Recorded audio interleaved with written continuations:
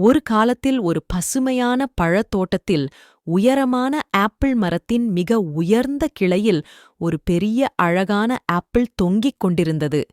அந்த ஆப்பிள் பழத்தோட்டம் முழுவதும் மிகவும் பழுத்த பழங்களாக காணப்பட்டதோடு பார்ப்பவர்கள் கண்களைக் கவருவதாகவும் இருந்தது.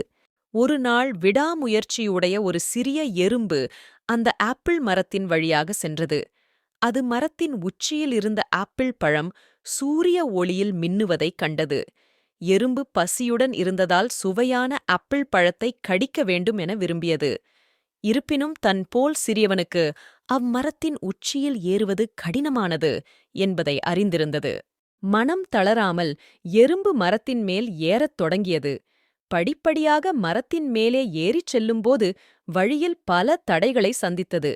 பலத்த காற்று அதை தூக்கி எறிய முயன்றது. பறவைகள் அதனை தாக்கின.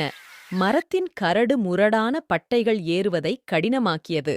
ஆனாலும் எறும்பு தனது இலக்கை இழக்காமல் உறுதியுடனும் விடாமுயற்சியுடனும் முன்னேறிச் சென்றது. நீண்ட மற்றும் சோர்வான பயணத்துக்குப் பிறகு எறும்பு மரத்தின் உச்சியை அடைந்தது.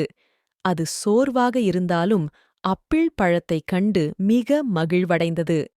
தனது முதல் கடியை கடித்தபோது ஆப்பிளின் சுவை அதனுடைய அனைத்து முயற்சிகளையும் பயனுள்ளதாக்கியது. இலக்குகள் எவ்வளவு கடினமாக இருந்தாலும் விடாமுயற்சியும் கடின உழைப்பும் இலக்கை அடைய உதவும்.